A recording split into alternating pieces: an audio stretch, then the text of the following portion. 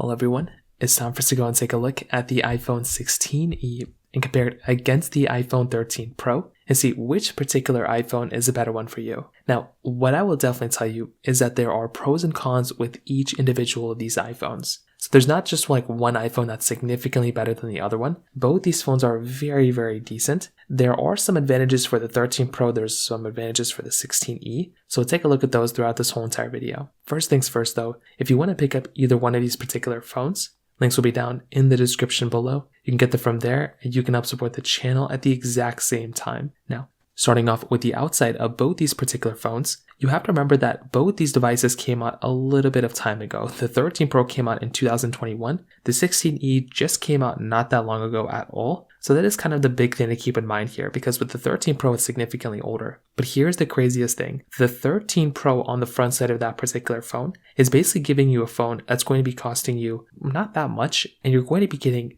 on the front a 6.1-inch Super Retina XDR OLED display. Now, this type of panel for the most part is very, very decent. When you're going through and you're getting a panel like this, you are definitely going to be getting a screen that still looks pretty good for the most part. That is something that is very nice to have, because within a device like an iPhone 13 Pro, you're still getting a phone that looks very, very good. The panel itself is very sharp. It's giving you ProMotion 120Hz display, which that in and of itself is a really cool thing. You're getting a notch on this phone too, which isn't that bad, but it's still kind of annoying. But when you look at a phone like the 13 Pro, this panel still holds up fairly well against some of the competition in today's standards. On the iPhone 16e, on the other hand, this is a little bit of a different device. This is not supposed to be a $1,000 phone, but it's a $600 phone, which is still kind of pricey for what you're getting like this type of display. It's still a 6.1-inch Super Retina XDR OLED display on this phone too. So it's not like a terrible looking phone, and this thing does perform fairly well still, which I think is really nice, but it's giving you a notch up top and it's not giving you any sort of ProMotion. So this is, in my personal opinion, somewhat a disadvantage if you're going to go through and like pick up a phone, because if you're going to go and pick up a device, it'd be really, really nice to be able to buy a phone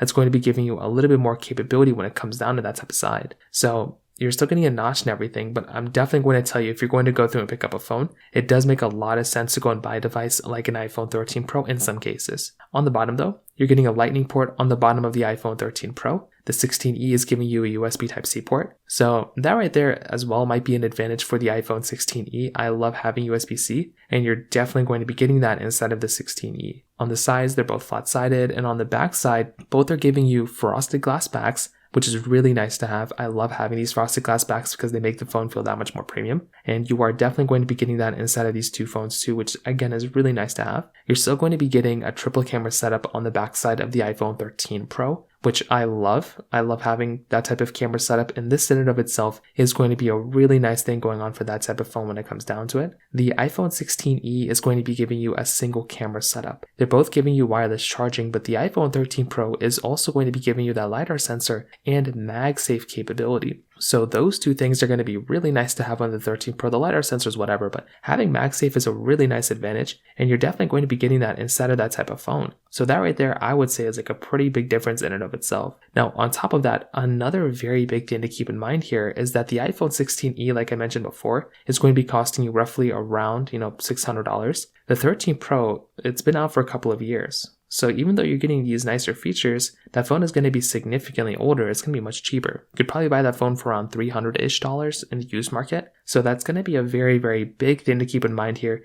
if you're going to go through and pick up that type of phone when it comes down to it as well. So definitely when it comes down to that side, I would probably tell you the 16e is probably going to be, a good feeling phone with USB Type-C, which is nice, but the 13 Pro definitely has more flagship features on the exterior. It looks more like a flagship, and you have more colors you can choose from as well. Now on the cameras, you have to remember the 13 Pro is going to be giving you this triple camera setup. So a wide ultra-wide telephoto lens. The iPhone 16e is only giving you this single camera setup. Now you can still do 2x zoom on the iPhone 16e, but the iPhone 13 Pro can give you 0.5x zoom, so it can zoom out outside with that ultra-wide camera, and it's giving you 3x zoom as well. So that right there is a very big thing to keep in mind here, and it's a very big takeaway.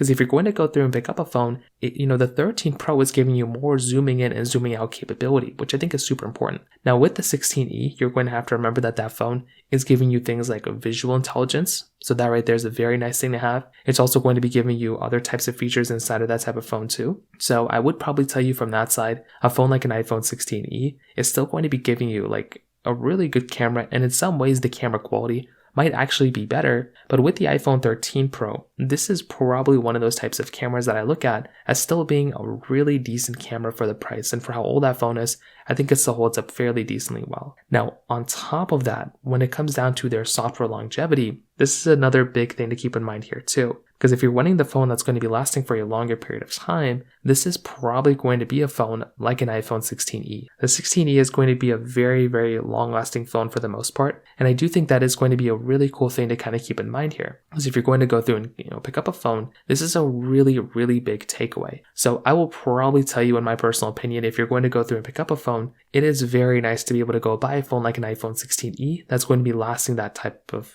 it's going to be having that long lifespan of software. So, like I said before, I think that is also a very, very big thing to keep in mind there too. On top of that, when it comes down to their batteries, this is the craziest thing. The iPhone 13 Pro is stated to have about a 22-hour video playback battery life, but the iPhone 16e is said to have 26 hours of video playback. So once again, this in and of itself is another very big thing to keep in mind here, because like I said before, if you're wanting to go and get the phone that's going to be giving you better battery life and some better features here and there, the iPhone 16e is going to be the one that's going to be giving you a slightly better experience when it comes down to that side. So without a doubt, in my personal opinion as well from that side too, that in and of itself is another very, very big thing to keep in mind there too. But when it comes down to the performance, this one is kind of a no-brainer. The iPhone 13 Pro is giving you the Apple A15 Bionic chip inside of it with 6 gigs of RAM, where the iPhone 16e is going to be giving you the Apple A18 chipset inside of it with 8 gigs of RAM. On top of being a faster phone on the iPhone 16e, you're also going to be getting Apple Intelligence inside of that phone too. So that's another really big takeaway for that phone too, because you're going to be getting a better phone, it's going to be faster, and it's just going to be giving you a better experience overall as well. And I think that in and of itself is another really big takeaway for this type of phone too. So you're going to be getting a faster phone,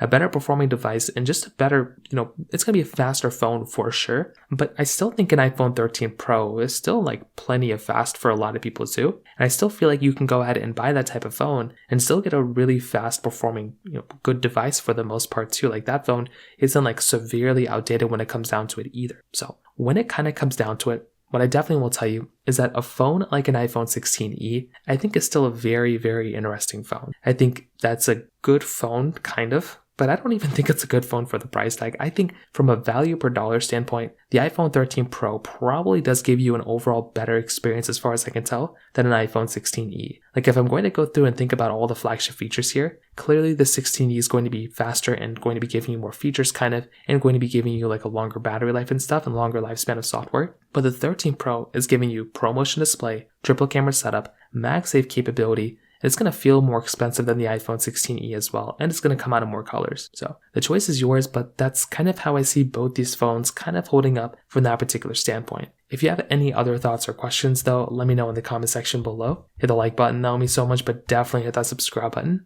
More importantly than everything else, I love every single one of you guys. Hopefully I'll catch you guys in the next video. Peace out till then.